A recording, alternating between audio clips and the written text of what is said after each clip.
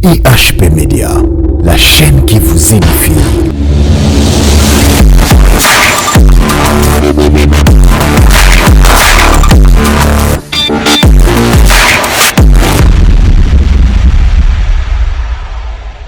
Bonsoir, fidèles téléspectateurs. Nous sommes liboso etangolike na bino bozo landa biso tika ete nzamba lola apambola bino. Vraiment esengoza mingi na mitema na biso ya komona bino ebele ya kolanda émission bolingaka malamu bolingaka mingi émission na bino téléfemme. Téléfemme ezali émission oyo ya mwasi epesami na mosali na nzambe mama pasteur Noela Chimanga Mungenga na pesi bino nyonso mbote tika ete nzamba lola apambola bino baona baete benga bandeko benga bana na ya pasi benga bango boya kotala émission na bino téléfemme. Téléfemme eza émission oyo na nzela na wapi tozwi manga kotepa na nzambe ya kosunga mwasi moko. Objectif na biso ezali ete mwasi anieba nani oyo ye azali pe nini oyo nzambe aza kozela mpo na ye. Na nzela na émission oyo mama moko azolanda biso okozala desite papa moko mpo ozolanda biso parce que à côté d'une femme il y a un grand homme. Papa oyo ozolanda biso okozala desite parce que émission na biso ezali conçue pour la komela kinya na mabota zongisa lisusu boyokani kati na foyer donc kopesa lisusu makoki na mwasi makoki yo mwasi azalaki na ngote elobi tika ete nzambe apambola bino tozopesa bino merci na bapele na bino bandeko nyonso oyo bazobenga biso na barequête na bino na basuggestion na bino na baencouragement na bino en tout cas nzambe alola apambola bino ezoya vraiment droit na mitema na biso mpe tozosoutenir bino na baprière elongo na nzambe nyonso ekosimba. Et nous avons vu que nous Simba, toutaki kosilisa thème na biso to bandaki ko exploiter la fois passée sur la femme vertueuse. Nandela na thème oyo ba maman ebele vraiment ba pambola kinzambe pe ba papa ebele ba kumisa kinzambe na na émission parce que ezalaki motuna oyo tuna maki na mobali nani oyo mobali nini oyo akoki kozwa akoki komona mwasi oyo azali femme vertueuse. Je pense que nous sommes balandaki biso la première partie qui nous la 5e moko na lisungia mo santu aibaki na kopambolama na oyo bimaki na nzela na ba invité na biso basali na nzambe balekaki awa vraiment bozalaki béni pe je crois que na nzela na temo pe tozobanda bokozala toujours béni na yango na poko na lelo nazanga moko te plutôt naza na invité oyo boyebi pe malamu naza elongo na pasteur Esther Naweje oyo azali pe moko ya baparticipante ya émission téléfemme yango tozoyamba ye na poko na lelo pasteur Esther. Bonsoir. Bonsoir pasteur Noëlla. Comment allez-vous? Oui, je vais bien. Ça fait un bail. Oui, ça fait quand même un bail. Merci beaucoup pasteur Esther. Bandeko bazolanda yo balingi bayeba qui est pasteur Esther parce que na émission téléfemme il y a beaucoup de membres baza ko s'adhérer toujours na kota la émission o ezala baso batala ki la fois passée baso batala ki oté donc aux auteurs pour se présenter bayeba qui est pasteur Esther. Merci beaucoup. Pasteur Esther Aza Mosali Nzambe dans un ministère appelé le mystère au pied de Jésus. Et ils ont localisé dans Bandal, l'avenue Kimbanza numéro 10. Pasteur Esther Aza médecin dans une entreprise de la place Je Camine. Kuna Nazo Sala, je suis médecin directeur. Pasteur Esther Aza marié à monsieur maître Gouindula Gam. Pasteur Esther Aza mère de 5 enfants. Merci beaucoup bandeko bozolanda biso boyebi malamu qui est pasteur Esther. Maman Esther na sepela mi ko bingo maman Esther. Maman Esther vraiment to sepeli ko yamba yo lisusu na émission na biso ya poko na lelo na thème oyo tozo bandango kalate mais to naki maman Esther na ngolu nzamba sala yo olo bela mpe muke sur la femme vertueuse. Oyo zali thème to ko silisa la fois passée na ko le ka vraiment bongo te a passant na zana kondima ete liloba moko poko koloba ekosimba motema mama moko aza kotala biso na poko na lelo. Maman Esther tant tozoloba likolo na mwasi femme vertueuse en bref ezali kotalisa mwasi ya lolenge nini mwasi nini bakoki kobenga ye une femme vertueuse? Une femme vertueuse Ngana Lobaka, je ne sais pas, Bamususu Balobaki Nini, mais je vais ajouter juste un petit rien. Une femme vertueuse, c'est une femme qui a une grande valeur. Valeur Oyo Zambe appréciée, parce que la femme vertueuse n'est pas toute femme. Elle est vraiment exceptionnelle à cause de la valeur que Dieu lui donne. Ngai valeur wana na comparaka valeur wana le bâton d'Aaron. Oyo balokota yango batie yango dans la tente d'assignation et ce bâton a fleuri le lendemain. Non seulement fleuri, mais elle a donné aussi des fruits. Deux femmes dans la Lobaka, la femme vertueuse. La femme vertueuse, c'est une femme oyo mobile naye aza na confiance ya makasi. Donc, en tout cas, pour gagner la confiance d'un homme, vraiment, il n'y a que la femme vertueuse qui peut la gagner. Ma couple nyonso, ce n'est pas que l'homme a confiance à la femme. Ma couple belé, ils ont un problème par manque de confiance. Mais la femme vertueuse, c'est elle qui gagne le cœur de son mari. La femme vertueuse, elle est une femme de prière. Pourquoi? Parce que ce qu'on tangue dans le proverbe 31, au commune la caractéristique, il y a la femme vertueuse, dont on dit aussi que c'est une femme qui se lève en pleine nuit, donc avant le lever du soleil. Donc une femme qui se lève à cette heure-là, c'est une femme qui est en prière. C'est une femme, quand la Bible dit qu'elle donne les ordres, c'est les ordres dans la prière. Elle donne les ordres à ses servantes, elle prépare tout, c'est dans la prière. Donc la femme vertueuse, c'est une femme aussi de prière. La femme vertueuse, c'est une femme qui sait manipuler ses mains. Donc, moi si il y a Kofanda Kakaboïté, non, elle cherche toujours quoi faire pour nourrir sa maison, pour nourrir ses enfants. Et quand un enfant parvient à louer sa mère, c'est que cette mère fait du bien à ses enfants. Alors la femme vertueuse, c'est elle qui fait aussi du bien. La Bible dit chaque jour. Elle fait du bien et non pas du mal. Elle fait du bien à son mari. Mobali Oyo, à qui on est en train de faire du bien chaque jour. Donc, c'est un homme heureux. Un homme heureux que la femme est en train de faire du bien chaque jour. Là, Mobali Wana, vous avez la confiance, Makasi, Namwa Sinaï. Et en résumé de tout, la femme vertueuse, c'est celle qui connaît Dieu. Amen. En résumé de tout, ma Esther la femme vertueuse, c'est celle qui connaît Dieu. Je pense que dans la conclusion, on a tiré conclusion à Kolobaïte. Moi, si on va une femme vertueuse, et c'est même cas à la moi, à Ebin Zambi. Parce que tant à Ebin Zambi, ma coquille à la nyoson, et qu'on peut s'améliorer. Tu as été Zamba Pambolayo, maman Esther.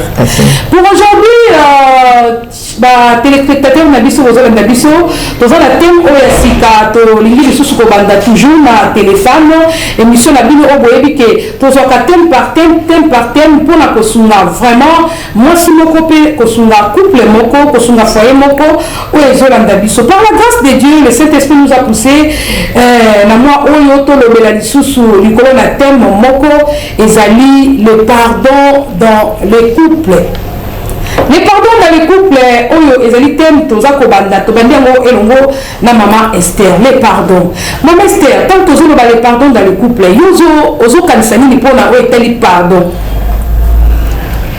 Pona oyo etali pardon. Donc les pardons, si nous pouvons définir, pardon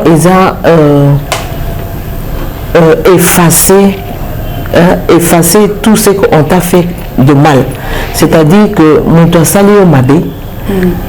Olongoli sentiment et vengeance, olongoli sentiment et donc kozongi samabe wana, olongoli sentiment il y a copini, mais on efface nyonso et puis on limbisi mutouane. Donc pour moi le pardon c'est ça. Oui, Maman Esther Zamba Pambolo, le pardon, vraiment, c'est ce que Maman Esther vient de nous dire. Parce que, le pardon, ils ont action à tenir non à venir. une faute, une offense. Cela veut dire, pardon, ezali, quand on est ko effacer, ko tenir tout même compte, ko bossana, oyo moninga salio, oyo salio passe. Pour la koluka ko zongisa nango vagence te, pour la koluka ko sala nango mabete, pour la koluka ko bomba, ko lo zo bomba. Mon la banque, tous bomba héritage moko quelque part. Non, pardon, et ça dit vraiment action ya ko bossana, ya ko kanisa ko tout et loko oyo ba sali katina. Yo même c'était vraiment pambola yo. Et ça na basubasima moko biblique oyo okipe ko tali sabana na nzambe, oyo so tali sa vraiment d'abord le pardon en général, parce que le pardon c'est pas seulement dans les couples, mais nous tous zwaka ka point moko dans les couples, mais le pardon, qu'est-ce que la Bible nous dit pour le pardon? Bon, qu'est-ce que la Bible nous dit par le pardon? Et ça, la prière que Jésus lui-même nous a appris, la prière Wana, Jésus a montré la place du pardon, parce qu'il est dit dans la Bible, pardonne-nous nos offenses comme nous pardonnons aussi à ceux qui nous ont offensés. C'est-à-dire que ceux qui biso Nzambe abengi biso ko pardonner, c'est parce que Dieu aussi nous pardonne. Ce que mon Nzambe a effacé ba péché na biso, a effacé yango, a zongeli yango te, c'est comme si okomi mutu asika. Alors biso pe, il faut tout ça là, la même chose. Nous devons être capables de effacer. Mais que biso bato, c'est très difficile d'effacer, mais c'est à ça que Dieu nous appelle. Il y a encore une autre parole qui nous dit, si tu viens mettre ton offrande à l'autel et que tu te souviens que tu as un problème avec quelqu'un, dépose-la. Va d'abord te réconcilier avec la personne, puis reviens et donner ton offrande. C'est-à-dire que, au moment que le pardon a une grande place, parce que l'offrande, c'est tout ce qu'on peut offrir à Dieu. Mais l'offrande là, Dieu te dit de ne pas la déposer, d'aller d'abord te réconcilier. Donc, c'est pour dire que c'est le pardon qui est plus important que même l'offrande. Le pardon donne la valeur à cette offrande. Donc, pardon est très nécessaire. Est-ce que le ministère, vraiment, vous croyez que tout le monde tient compte de ça? C'est pas tout le monde qui tient compte de ça, parce que vraiment le pardon c'est un secret de la vie. Alors qui découvre cela aura une vie agréable, une bonne vie. C'est pas tout le monde qui croit ça, ce n'est pas tout le monde qui utilise ça. Pourquoi? Parce qu'il y a des gens qui gardent, comme j'étais entendu dire, comme une banque, donc qui gardent les problèmes dans leur cœur et qui remuent ça chaque fois, et ces problèmes deviennent pour eux comme un poison dans leur vie. Mais les personnes qui sont aptes à pardonner, comme on a dit dans la femme vertueuse, ce sont les personnes qui connaissent Dieu. Quand tu connais Dieu, tu connais aussi la valeur du pardon. Parce que lui-même, il nous a pardonné. Il nous a pardonné malgré on l'a injurié, malgré on a craché sur lui, malgré on a fait tous les mal, on l'a battu. Mais la parole que Jésus lui-même a sortie de sa bouche, c'est Père, pardonne-leur, car ils ne savent pas ce qu'ils font. Mais maintenant, Esther, les pardon, ils allaient vraiment les camomoko très capital.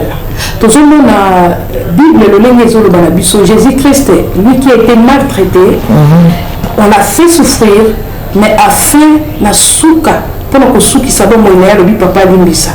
Mais vraiment pour ton côté, vraiment na katia ba couplete. Mais tout le monde a payé na katia ba scène na nzambe obiso tozali. O tozote a payé ba na nzambe. Mais kati na biso pardon ezomona na te. Vraiment exemple nini modèle nini biso ba sali ba te tokoki kozala. Okomona basali na nzambe moko na moko baza na problème pe bazoloba na te mais baza koteya. Est-ce qu'à ce moment-là vraiment bateya oyo ezobima kati na bango ezoluka tena na molimo mosantu ou bien bazosala yango kaka mpona koamise galerie? Merci pasteur Noëlla. Vraiment eza pasi ya komona que kati na basali na nzambe qui sont les références, il y a babrebi et belé, mais pardon et athée.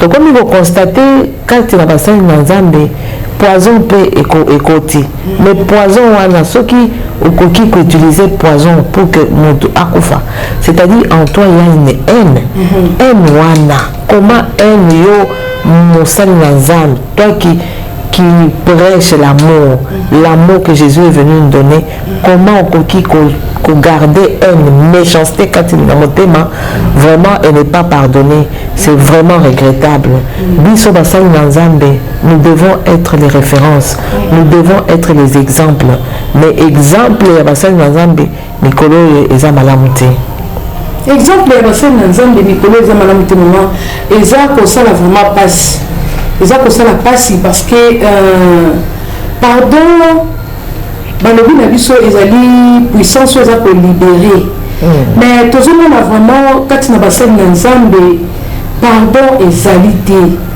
moninga asali yo likambo asali yo mabe moko boye oza komédite mpe oza kofléchir bageno na yo mpona koluka elongi na Nzambe me na kati na motema na yo oza na haine oboyi kolimbisa mpe ozomema ofrande liboso na Nzambe yango tozomituna ofrande wana yo ozomema eske Nzambe azoyamba yango mpe ozomema yango kaka mpo bato bayeba kaka ke oye kopesa ofrande yango natunaki mamestre mabi en tout cas eske eza na bato ebele oyo tozofréquente baeglise tozotondisa baeglise toyebi vraiment importance ya pardon soki toyebaki importance ya pardon okomona choriste na intercesseuse balobanaka te parce que bawelaki fiancé chantre moko boye na ndeko moko boye balobanaka te mais baza na protocole bazoservir maintenant nazoyeba te bolingo toyeba yango kolakisa epai na Nzambe ya koboya kolimbisa ndeko mpo to aboutir na eloko nini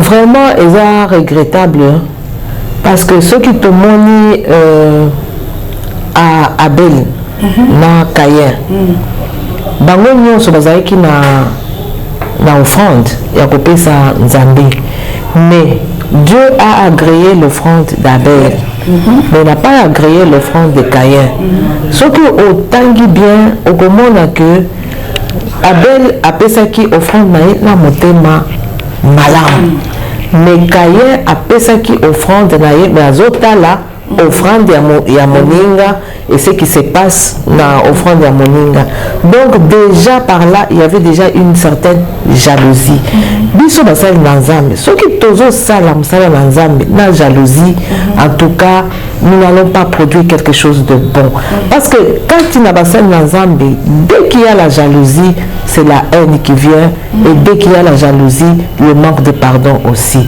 donc nous devons bannir la jalousie Dieu nous a appelés mutu na mutu na esika na ye on n'a pas à envier l'autre on n'a pas à jalouser l'autre mutu na mutu Nzambe a été grâce ndenge alingi lui-même il a dit il fait grâce à qui il veut Nzambe dans sa diversité asalaka akoki kopesa mutu moko te toutes les grâces possibles non c'est-à-dire que il faut que quelqu'un d'autre vienne ajouter la grâce sur ta grâce alors ceux qui te comprennent yango boye je crois que nous allons servir Dieu avec beaucoup d'amour pourquoi parce que nous considérons l'autre comme un plus le beau comme susu ya kosunga biso mais si nous devons servir avec jalousie c'est vraiment regrettable. C'est vraiment regrettable si nous voulons servir Dieu avec jalousie. Vraiment, Zambé a pas m'bolé mon Esther. On les a qui vraiment parenthèse, to banda qui c'est là qui to banda yango parce que ils ont la makambo belé autozo mona ils ont koleka na alentour d'Abisso par rapport il y a vie à Baseli dans Zambé vraiment ils ont dit dignité à dans Zambé. Bana Zambé o bazo mumina na Bible na maboko bazako mumina mikolo nyonso na chair pour na côté ya bandimi. Biso surtout biso basali na Nzambe pour na côté ya bandimi mais kati na biso manque ya pardon ezwe sika est-ce que tozo yeba vraiment que nous sommes pèlerins tozo yeba vraiment que si nous ne pardonnons pas que Christ aussi ne pardonnera non plus nos offenses est-ce que toyeba kango mais toza kofléchir bajenu kosinga Nzambe alimbisa mais ndeko asali yo mabe ndeko botutani na likambo moko oboyi kolimbisa surtout biso basali na Nzambe ne manque à pardon et ça comprimer la littéma na biso vraiment tika Nzambe asunga tika tika nzambe asunga yo mosali na nzambe ozotala biso na émission téléfemme peut-être oza mpe na ndeko moko ozolobisa te oboyi kolimbisa ye mais ntango yo ozoboya kolimbisa ye oyebi makomi ya nzambe malamu olobi ete oyo akolimbisa te papa na lola mpe akolimbisa ye te tika nzambe apambola bino mama Esther lelo vraiment tolingi tofanda mingi likolo na pardon na kati ya couple tolingaki koyeba tozomona actuellement il y a beaucoup de couples même ya bana na nzambe baza kokabwana mabala eza kosila bajugement komi par-ci par-là bazokozela badivorce bazozela baprononce badivorce basala boye soki osololi na ndeko okoyoka ke mama j'en ai marre voilà maman voilà papa palobi voilà yango na suka tolobi ete tose décide tokabwana est-ce que batrouble ou bien makambo ezokomela bacouple na kati ya bolingo na bango pardon eza na esika te na kati na yango? Bon, le genre il y a couple à boyer, c'est-à-dire que le pardon n'existe pas. Pourquoi? Parce que le pardon, c'est le secret de l'amour, le pardon, c'est le secret de l'harmonie, le pardon, c'est le secret de l'unité. Ce qui, pardon, ils en ont Sika bolingo ezali, pardon ezali. Et Sika unité ezali, c'est-à-dire le pardon est là. Mais dans ma couple belé, au moment pardon exalté, c'est-à-dire le vrai amour n'existe pas. Le vrai amour, comme nous dit la Bible, l'amour pardonne tout, l'amour supporte tout, l'amour, donc tu es là pour supporter, pour supporter Mabé ya moninga. Et dans le couple, ceux qui biso tokoki ko pardonner te eza mawa, parce que la femme et l'homme balobaka une seule chair. Une seule chair, c'est-à-dire na représentera toujours une seule chair comme maboko nanga oyo. Donc quand tu prends les deux mains là-bas et que tu les joins comme ça, c'est-à-dire que le boko est maboko, comment on dit, le boko oyo ezo mais sapi voilà, mais sapi oyo ezo finika ba défaut ya mobali, mais sapi ya mwasi ezo finika ba défaut ya mobali ya mwasi, vice versa. Mais quand nous regardons ba couple oyo harmonie ezate, ba couple oyo unité ezate, ba couple oyo amour ezate, c'est-à-dire tous les défauts de l'homme sont sur la rue, tous les défauts de la femme sont dans les bouches des amis. Or, ça ne peut pas se faire. C'est-à-dire makambo anda konayo, il faut itikala nanda konayo. Dès que au bilisi makambo anda konayo, c'est fini. Les gens qui te donnent conseil ne te donneront jamais le conseil d'aller demander pardon, ne te donneront jamais le conseil d'aller te réconcilier avec ta femme. Mutunyo so ya libanda ako conseiller au kaka ya makambo amabe. Pourquoi? Parce que les gens n'aiment pas, ne s'aiment pas entre eux. Alors, donc vraiment il faut beaucoup travailler dans le couple pour que le pardon prenne une grande place. Et c'est ça le secret de l'amour, de l'unité et de l'harmonie. C'est le secret de l'amour, de l'unité et de l'harmonie. Et Pasteur Esther, ils ont là-bas pour celui-là qui n'a pas pour la makambo ya pardon.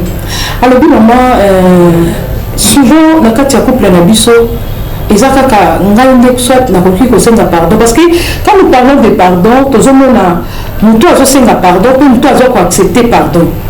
Donc ezana basi mingi balobi ezakaka ngai nde na sengaka pardon soki na sali likambo, mais jamais mobali na ngai asenganga pardon atako asali likambo.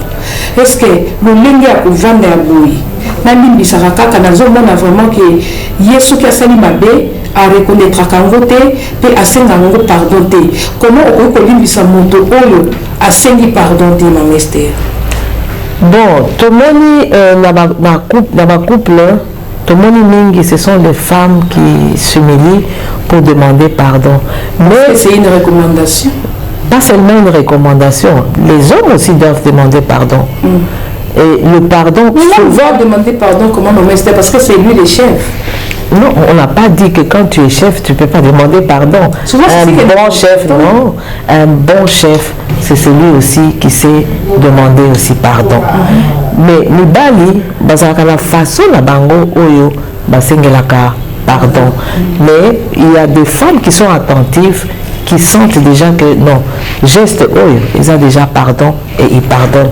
Mais il y a des femmes qui sont insensibles. Attends, mon bel sali geste. Pour l'homme, c'est déjà un pardon. Dans son orgueil, donc, il ne veut pas venir s'humilier, demander pardon. Mais il fait un geste qui montre que il demande pardon. Alors, biso basipé, il faut tous la sensible. Il y a beaucoup de gestes dans le couple que les femmes ignorent et qui sont déjà des gestes de demande de pardon. Mais pour les hommes qui ne pardonnent pas, parce que chaque fois que vous ne pardonnez pas, vous créez vraiment un mur entre vous deux. Et quand il y a une séparation, vous voyez vous-même, quand il y a la séparation, c'est vraiment parti pour un divorce. Et mon ministère, ils ont la considération quoi.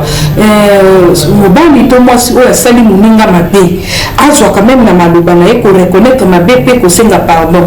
Pourquoi ne pas ko reconnaître mabe ko loba pe que non chérie vraiment ce que je fais, j'étais offensé, pardonne-moi. Pour la communauté ya pardon wana pourquoi batumingi bazaka na makoki na ngote. Mama stenya ko salo mabe. Na salo likambo moko bien analysé devant batu bien na lobelo likambo ka mabe. Et l'équipe bongo. Je fais comme si je n'ai rien fait. Par rapport à la bini naie, ministère, mais qui parfois c'est pas ça qui naie copé ça. Vraiment étant que batu. Parce qu'on a payé la loi. Il y a un moment essayé pardon. Là, on a censé comprendre que parfois on a copé ça. Ils ont été essayé pardon sans pourtant qu'il y a l'oba. Malam ezalaka demander pardon parce que le pardon a deux démarches. D'abord c'est la repentance. Oyo ko yebisa moninga na yo que tala makambo na salaki eza malamu te. Moi-même j'ai reconnaître aussi sa faute. Tu reconnais la faute et puis tu demandes pardon et tu reconnais ta faute, tu te répands et puis tu demandes pardon. Donc c'est une démarche qui doit se faire comme ça. Mais quand il y a l'orgueil entre vous deux, c'est difficile aussi de demander pardon. C'est pourquoi Dieu nous demande l'humilité. L'humilité précède toujours la gloire. Quand on sait s'humilier dans un couple, en tout cas, on crée beaucoup de bonnes choses. Mais quand on ne sait pas s'humilier, on crée aussi beaucoup de désordre. C'est pour cela que la Bible dit Dieu résiste aux orgueilleux, il fait grâce aux hommes. Parce que dans le cas foyer, vous avez mari, femme, c'est bien. Mais le pardon, la Bible nous dit, on demande pardon. Même tous les temps, tous les fous comme il parle, mais tous les senga bolimbis, zambe limbis abisso. S'il y a un problème dans le couple, il faut qu'on senga la bolimbis. Mais le coup là, moi je crois que ça c'est le diable. Parce que nous pas seulement nous n'avons pas ayebi kasani mabe mais atondi semi na lolendo ya kokoka kolobatela munoko na ete que non limbisa ngai.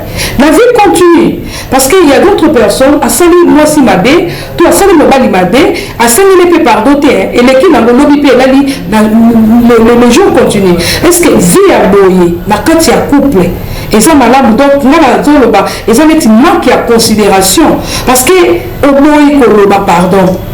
Si comme on a colimbisa yo ndengeni donc toi tu veux que à comprendre yo que au Seigneur pardon ce comme façon ni à comprendre que yo au Seigneur pardon la likambo yo saraki.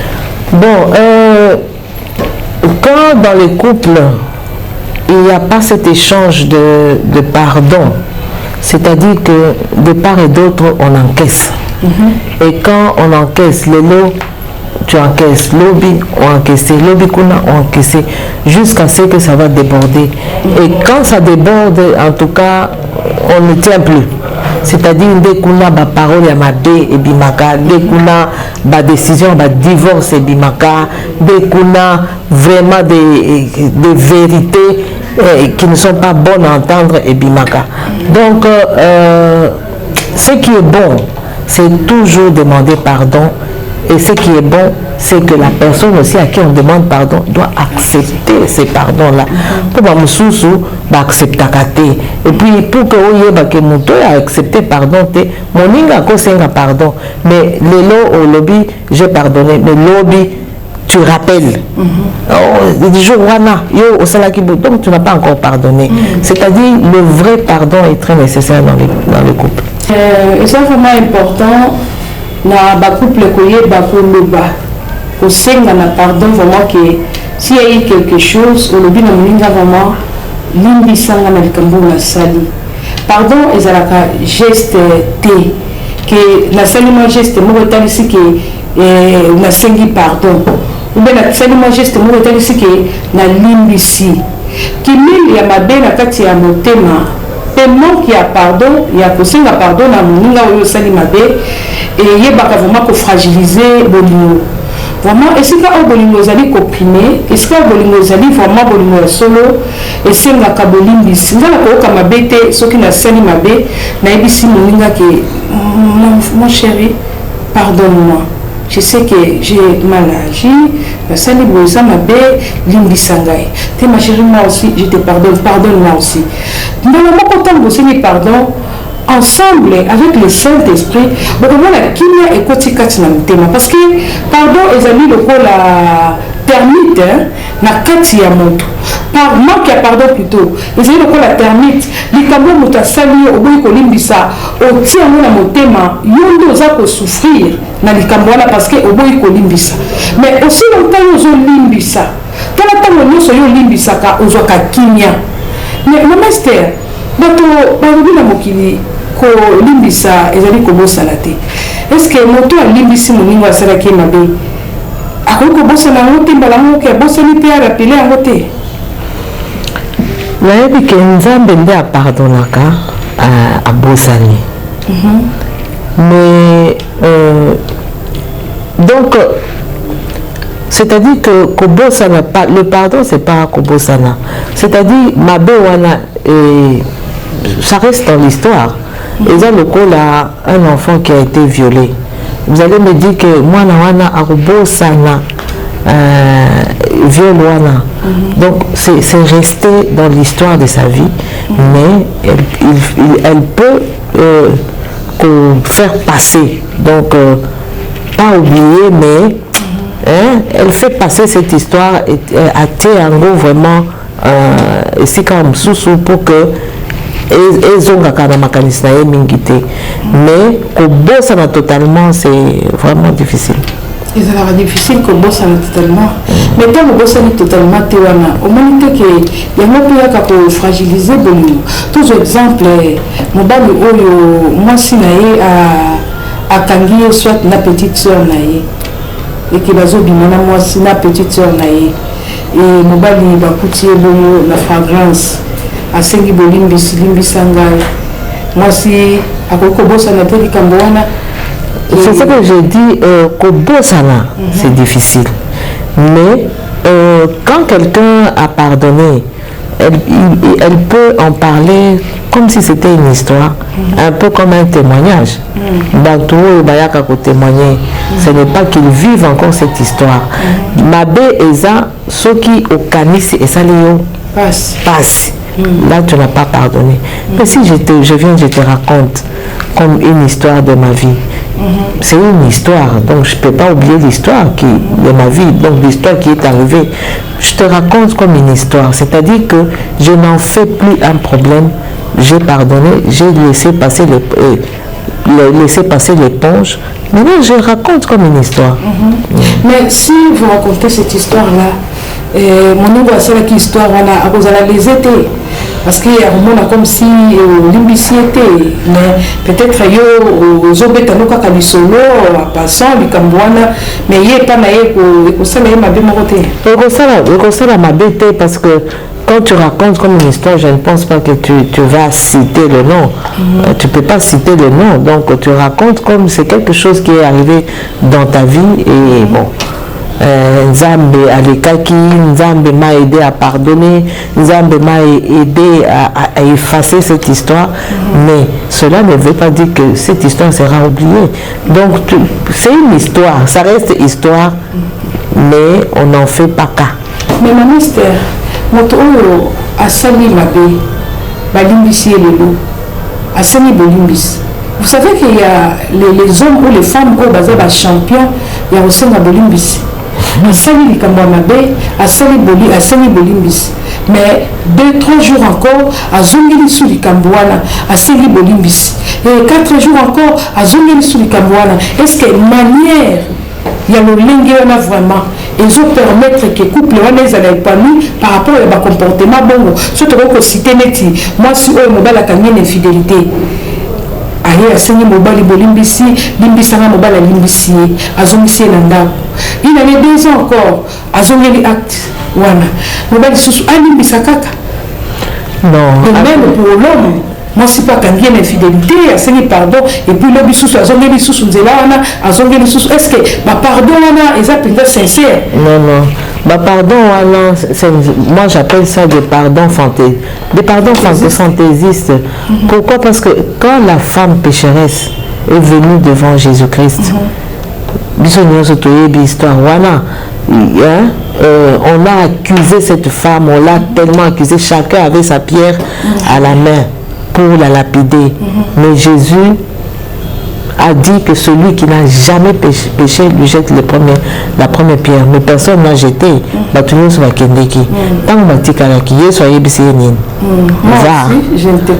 aussi, je ne te condamne pas, mais va, ne pêche plus.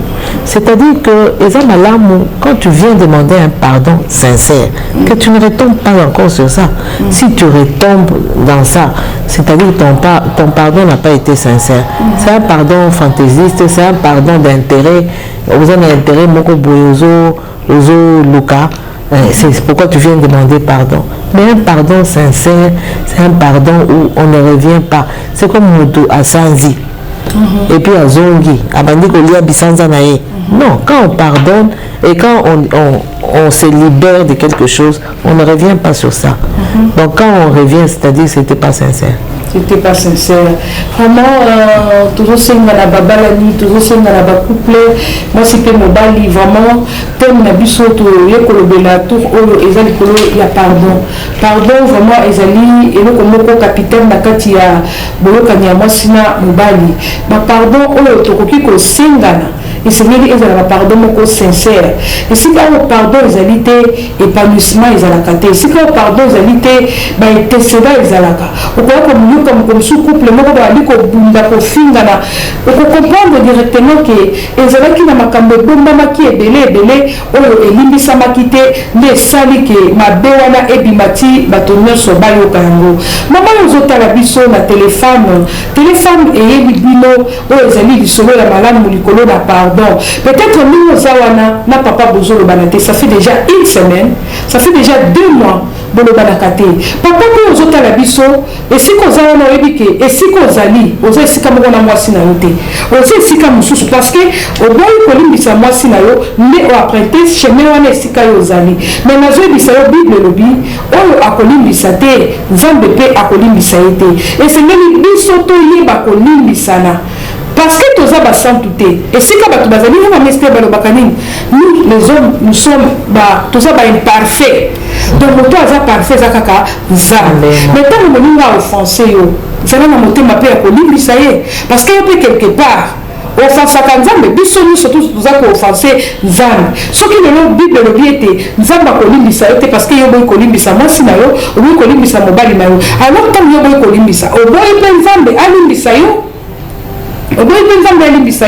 parce que si vous avez une ambitioté, cela veut dire que le continent Nzambe est au côté de parce que le continent Nzambe est pesé na bao bazali ba bulisami, bao bazali ba yenge bene. Nous sommes aux hommes yenge benete, aux hommes bulisamité. Nous sommes au cohérité du continent Nzambe. Les pardons, ils allaient vraiment elembo moko ya malamu oyo esalaka ete foyer ekende liboso ezali vraiment elembo moko ya malamu oyo esalaka ete couple ekende mosika liboso mpe couple ezala kati na esengo bible elobi na biso na 1 Corinthiens 13 tozoloba ete bolingo eyebaka na kobomba mabe bolingo elimbisaka esika oyo bolingo ezali esengeli pardon ezala peu importe degré ya likambo mama oyo ozotala ngai peu importe degré ya likambo oyo eza koleka na kati ya foyer na yo mama oza na makoki ya kosala te likambo wana mokili mo na yango pamba eza na basi mosusu oyo mibali bamemela bango bana mobali ake aboti libanda ayeli ye mwana ayeli ye bana me mwasi wana na motema ya bolimbisi alimbisi mpe ayambi bana wana mama ntango yo oza kolimbisa ozopesa makasi na bojalisi ya libala na yo ozopesa makasi ete libala na yo foyer na yo ekende liboso me ntango yo boyi kolimbisa maki ya pardon ezotinda papa akende lisusu koluka vi libanda maki ya pardon ezotinda ete mama akende mpe koluka vi libanda me ntango pardon sincere ezali kati na babalani okomona eke bacouple wana ekoyeba kokende liboso bacouple wana ekozala vraiment épanoui mama Esther liloba nini okoki kobakisa lisusu parce que tokomi koshite na émission na biso mpona oyo etali pardon lelo eza kaka introduction tokokota vraiment na bakati ya bachambre ya mitema ya bato mpona kolobela likambo etali pardon mama Esther okobakisa nini mpona bandeko bazotala biso sur le pardon oyo nakoki kobakisa eza ke esika pardon ezali élément ya liboso ezalaka dialogue na couple soki dialogue eza te manque de pardon pe ezalaka bien s'aimer là-bas donc il faut dialogue couple oyo eza na dialogue te moi je me dis ata soki accompagnement ya ba couple accompagnement ya ba fiancé ezali il faut que détecter déjà na kati ya fiançailles okomona baza bato mibale baza fiancé mais basololaka te baza na baprojet ensemble te bayebi avenir na bango te basololi ata makambo ya combien d'enfants nous aurons basololi eloko te donc eza kaka donc vous êtes là quand vous rencontrez moi si téléphone mobile téléphone il n'y a pas de dialogue makambo wana nde ezalaka source il y a manque de pardon aussi. Le dialogue est très important dans un couple. Et si le dialogue est ali, n'a pardon, il y a la facilité. Mais là où il n'y a pas de dialogue, il y a une image sans son. Au cerveau mobile, aussi au kangi, motem. Donc tu es en train de faire tout le travail de ménage, mais sans parler à ton mari. Défendez 1 mois, 2 mois, sans vous parler. Dans un couple. Mais c'est horrible. Comment un couple, pendant que Dieu nous dit qu'il ne faut pas dormir, il ne faut pas que le soleil se couche sur votre colère, comment vous pouvez garder la colère 1 mois? Comment vous pouvez garder la colère même 2 jours? Mais c'est trop. Manquer de dialogue dans un couple, c'est vraiment très, très mauvais. C'est vraiment le signe que dans ce couple, il n'y aura pas de pardon. Maman Esther, moko ya remède na kati ya couple Maman Esther alobi ezali dialogue. Couple oyo eyebaka ko dialoguer à tout moment. Ezali couple oyo ezalaka vraiment na ba problème ebele te. Parce que tant que vous êtes à solola, moi c'est mobali bozo ko marko la ba camarades. Okomona ba couple mususu mobali solola na mo stemela libanda ya lepango. Soki abandi ko solola okomona te ke les amis. Donc eza biloko oyo diable azoya ko semer kati na mabala. Donc mobali azo se sentir à l'aise ko solola libanda ki ya solola na mwasi na ye. Mobali azo talisa ba posa na ye mususu na libanda ki ya yebisa mwasi na ye. Et là on Maman Esther alobi awa eza vraiment important. Alobi ete eza même na babandami ya libala. Ba fiancé bato babandi libala bayebi kosolola te ba point essentiel oyo ya bolingo na bango bayebi koloba yango te mobali alingaka nini epai ya mwasi comportement ya mwasi nini alingaka mwasi ezala ndenge nini de mwasi basolola te bazwa te ya kosala dialogue te malamo base retrouver dans les mariages donc tellement bamesalaki kosolola te mobali asololaka libanda tout kompe asololaka libanda mobali asekaka libanda mwasi asekaka libanda basekiseki libanda ntango bakoti na kati na ndako moto na moto bachange bahumeur comment bokosepanouir na kati ya couple wana esika moninga akosala mabe akokoka te akozanga makoki akosenga pardon parce que akobanda ndenge nini bosololaka te mama oyo ozotala nga papa oyo ozotala ngai lisolo na bino ezalaka kaka soki bolingi bosala bana lisusu mpe ezalaka na lisolo te ya mama ester ezalaka na lisolo te na demande te mbala moko ka bokomprendre te ke bana bazobota papa na mama balobanaka te me bazobota bana ntina kati ya ndako na bino ya kuku masolo ezalaka te mobile ya couple ya ndenge nini libala ezali ndako ya esengo libala ezali institution oyo nzambe asali po ete bato mibale basangani bakomi moko yango bible elobi l'homme quittera s'attachera à sa femme les deux deviendront une seule chair ntango yo ozwi mpona kotika baboti na okoya kokangama na mwasi na yo bino mbale bokoma moto moko nzoto moko koma yo koki kosepela ete nzoto na yo moko tozwa kaka exemple neti mino na yo onikaka yango te oprive mino na yo brosse est ce que eza bolingo olingi nzoto na yo te c'est la même chose ntango ozosolisa mwasi te to mwasi ozosolola na mobali na yo te donc ozoprive nzoto na yo esika moko bien ozoboya nde kosukola nzoto ozoboya kosalela nzoto eloko moko oyo esengeli na yo kosalela yango mama ozotala biso bolingo elimbisaka dialogue ememaka ambiance moko na kati ya couple ntango bana oyo mpe baza tout autour na bino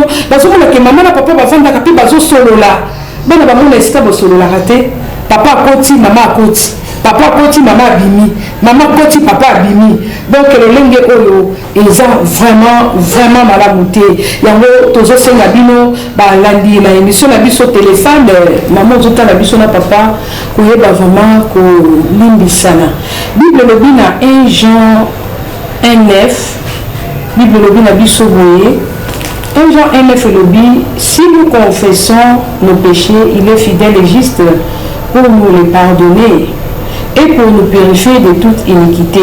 Si nous disons que nous n'avons pas péché, nous les faisons menteurs et sa parole n'est point en nous. Donc, si nous confessons, et on a le bas qui na maman Esther, et c'est lui, papa ici qu'on a dit au Landabiso, maman ici qu'on a dit au Landabiso, et c'est lui qu'on confesser. Cela veut dire qu'on reconnaître qu'il n'a pas erreur, n'a pas ici. Pardon il y a des gestes il y a une Bible parce que pardon Bible si nous confessons donc on confesser ma chérie oui on a kinga les loko wana kuta kinga ibo vraiment ezanga na reconnaître maman nanga limbisa papa nanga ezanga indo kuta kiwana limbisa quand vous confessez comme ça mon ina peut permettre yé amona afungolela ko motema na yo pe alimbisa yo pe ndeko basengi bolimbisi esengeli na yo olimbisa mama limbisa kozala kaka moto obombaka makambo na motema te ntango oyo ozobomba makambo ozo se faire souffrir limbisa po toza na besoin mpe nzambe alimbisa biso yango mama Esther liloba ya suka mpe bango toza nango mpona kopesa bandeko nyonso balandaki biso na première partie na biso ya le pardon dans le couple. Loba suka oyo nakoki koloba eza que mingi biso basi makambo soki eleki pasi kati na motema nous amenons toujours mibali na biso sur le trône de justice ya Nzambe. Alors liloba na ngai ya suka eza au lieu de memaka bango na trône de justice parce que là Dieu rend justice pour memaka bango na trône de grâce là où Dieu accorde la miséricorde, là où Dieu accorde la grâce, là où Dieu permet de nous secourir même dans les besoins. Donc vraiment tout kaka en tout cas soki asalinga boy en tout cas Nzambe nanga non comme ma bango na trône de grâce pour que Dieu fasse grâce. C'est possible mais kuna Nzambe a changé motema na ye, Nzambe a changé comportement na ye, Nzambe a transformé ye et au moni bakati na couple makambo ekomi bien. Donc liloba na ngai ya suka eza biso basi to changer façon aussi de prier, amenons souvent nos maris na trône de grâce pour que Nzambe ayeba koyimbisa bango makambo mabe na bango, vice versa pour nous aussi. les femmes. Les balles, mais Marabiso, on a 30 de grâce en Zambie.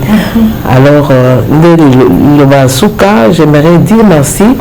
Il y a la Batunyo, so Balandi Biso, la thème Kitoko Bapesi Biso, le pardon dans le couple. Et ça, Makambomoko, Alam Makasi, pourquoi? Parce que ceux qui te comprendre le pardon, la place du pardon dans le couple, bah couple belé, et comme à la tribunalité, bah couple belé, et vous allez vivre bah divorce bah couple belé et qu'on se séparer. Mais au contraire, bah couple belé et qu'on dit qu'à la unie. Parce que quand nous nous séparons, nous faisons souffrir qui? Nous faisons souffrir nos enfants, les produits de notre amour. Hier amour, demain, moko. Et ça, madame T. Merci beaucoup, maman Esther Ndambakambolayo. Maman Esther a l'oublié que Mima Nibali Nabiso na trône de grâce, que Mima Baron na trône de justice et pas une Nzambe. Parce que ceux qui ont eu au fond de papa et pas dans Nzambe, en tout cas Nzambe à Betaka. Mais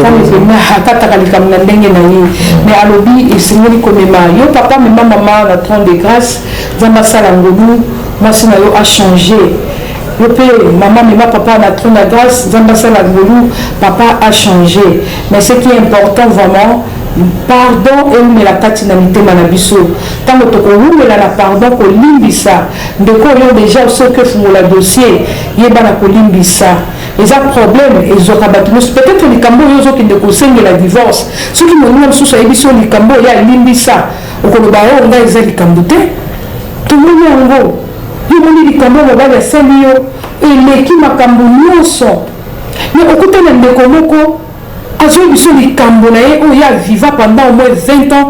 Azaka na kati ya couple wana ozo Cameroun écoute yo ezali kambuté parce que a comprenant et si quand on permet makamobali puis a comprenant force ya pardon na kati ya couple maman yo zolanda biso au comme na point déjà au divorcé aussi au lembi aussi au moni na ba téléphone ba image ya ndenge na ndenge aussi au kangi aussi au yoki ya ndenge na ndenge pe ozomona ngo baso sala yango na ndako mais maman limbisa mama limbisa zala na motema ya kolimbisa pe yebisa ke nazo limbisa yo ndeko moko alobi ete mama kolimbisa mobali nanga limbisaka nasalaka ye likambo moko boye ayaki kokanga nga na mobali alobi alimbisi nga me azwi chemise ya mobali wana akanga atia yango na chambre eza likambo na bacouple azwi chemise wana atia na chambre donc chaque fois tozangi na kati ya chambre miso nanga mpe nozotala naza kokanisa nakoka te nalobi ete senge natika libala oyo papa wana eza bolimbisi te mama mpe wana eza bolimbisi te ozwaki na poche ya papa sous vêtement ya bajeune fille bakoma kotia sous vêtement ozwaki na chemise ya papa bisou badesine yango rouge à lèvres collé na chemise ozwa chemise wana otiela yango kaka wana na centre soki aya talaka bizu wana olobi na yo limbisi te wana eza pardon te wana ezali koza kopesa accès na diable aya kodétruire foyer na bino foyer na bino couple na bino ezali bolingo ya liboso oyo bolinganaki papa ntango amonaki mama osepelaki na ye mama mpe osepelaki na ye boza mpe likutu na ebandeli non bosali ata inane te mais obandi kosepela o divorce te mobali wana azali ya yo supporte ye limbisa ye papa supporte mwasi na yo limbisa ye ntango bokolimbisana bokobika mariage heureux c'est possible avec Jésus-Christ c'est possible avec Jésus-Christ yaka na problème ne pas na nzambe nzambe akopesa yo yani mama yo oyo olobaki olembi kolemba te il y a encore de merveilles na liboso bosana effacer pardon ezali effacer likambo papa asali yo ntango oza koefface nzambe akokoma makambo ya kitoko liboso na yo ntango ozopardonne okopesa moninga mpe force ya koabandone mabe bible elobi tolimbisa lokola nzambe alimbisaka biso oyo alingi nzambe alimbisa ye yo mpe yeba kolimbisa moninga pardon edemere kati na bafoye na bino wana ezalaki toli ya émission téléfemme mama Esther tokomi na suka bambote bakuku na bato nyonso bazolanda yo merci beaucoup nazopesa mbote monene na mobali nanga l'homme que j'aime beaucoup, hein. L'homme vraiment que j'aime beaucoup, Maître Gam, Zambia Pambolaye, bien que Kolanda, même sur internet à Landaka, Zambia Pambolaye. Nazo pesa bakuku na bana o Zamba pesa. Bana spirituel. Baza ebélé. Baza éparpillé partout dans le monde. Amen. En tout cas, que Dieu vraiment bénisse tous ceux qui m'accompagnent dans ce grand ministère, le mystère au pied de Jésus. En tout cas, Nzambe, Apambola Bango, Mingi, de partout où ils sont, qu'ils soient bénis. Nzambe Apambola Peba Naoe Apesa, les enfants biologiques. En tout cas, vraiment, je sais que Balandanganga Mingi, vraiment que Dieu les bénisse abondamment. Zamba Pambola Bastali Nyoso, il y a un mystère au pied de Jésus. Bisika Bozali, vraiment Zamba Pambola Bino, Bolanda, émission Oyo, Eza Kitoko Mingi, ce sont des conseils pour toutes les femmes et les femmes qui sont appelées à bâtir. Donc, Makati Abatem Nyoso Bazo Pesabiso, ce sont des briques pour bâtir. En tout cas, Zamba Pambola Pe, Maman, Pasteur Noëlla. Merci beaucoup, Zambia Pambola Yope, Maman Esther. Vraiment, tant mieux surtout te pesa quand même invitation à Bisso pour répondre à Zambia Pambola Yo, à Pambola P ministère Nayo. Zambia à Pambola, ba téléspectateurs nous sont au baladi émission ya poko na lelo. Tika ete Zambia Pambola Bino pe Saint-Esprit azo esika na o tolobina noté ay bana ko compléter. Pe toza na kondima plutôt na nzela na émission na nzela na ndambo yo ki introduction na Bisso Zamba ko sunga yo o boya ki kolimbisa ozala makoki ya kolimbisa. To pesi bino nyoso merci. Bino Rolanda Kibiso, la pesi vraiment merci mingi na molongani na ngai chéri na nga pasteur Pierre Chimanga et si ko zali Nzambe a pambola yo vraiment na ba encouragement na yo vraiment o yebisaka nga sala bo Nzambe a pambola yo na pesi pe mbote na Thomas apôtre Israël Fambe papa Nzambe pe a pambola yo pe na pesi mbote na basani na Nzambe nyonso ya communauté bonne parole bisika bo zali ba pasteur nyonso ba serviteur nyonso Nzambe a pambola bino na bosanité ba femme limite nyonso ya église missionnaire la bonne parole Nzambe a pambola bino na pesi merci na bandeko na ngai nyonso ya libota na ngai baleki na ngai bana na ngai nyonso Nzambe na ngai amona bino pe a pambola bino na bosanité kuku na belle famille na ngai Nzambe a pambola bino na bosanité ba partenaire na ngai papa Betiou Olivier na États-Unis Nzambe a pambola yo zo sunga biso mingi na émission téléphone Nzambe a pambola yo pe ma petite sœur Esmeralda Nzambe a pambola yo émission oyo ezala réalisée tozalaki na bandeko oyo na technique basungaki biso tozomona na réalisation tozali na frère na biso Charlie Kanga Nzambe vraiment apambola yo pe na caméra toza na frère na biso Merveille Toto pe toza na frère Merveille Katumba Nzambe apambola bino tobosanité ingénieur de son papa Serge Danciel Nzambe alola pe apambola yo ezalaki émission na bino téléphone o bolingaka mingi émission oyo epesami na mama pasteur Noëlla Mungenga Chimanga oyo azatango nyonso disponible mpona koyamba bino mpona koyoka bino tika ete Nzambe abatela biso lisusu mpo tozala susu vraiment importante lobi mpona bino bozolanda émission téléphone yo oyo oza na problème ezotungisa yo ezotungisa foyer na yo banimero na biso eza affiché na bar ya écran na yo benga biso vraiment tokoyamba yo tokokutana tokosunga yo na problème na yo parce que toyebi ete Nzambe oyo biso tondimeli mpe Nzambe tozosalela aza na makoki ya nyonso mpe yo oyo kozwa te ya kolanda biso te na Congo Star Télévision landa biso mpe na YouTube tolekaka na YouTube obeti émission téléfemme a minuscule émission téléfemme okomona bavideo na biso nyonso batele na biso nyonso toexploite ekopermettre yo mpe otala yango okosungama na nzela na yango tika ete Nzambe alola apambola bino mpe apambola mboka Congo na kombo na Yesu. Ciao. IHP Media, la chaîne qui vous édifie.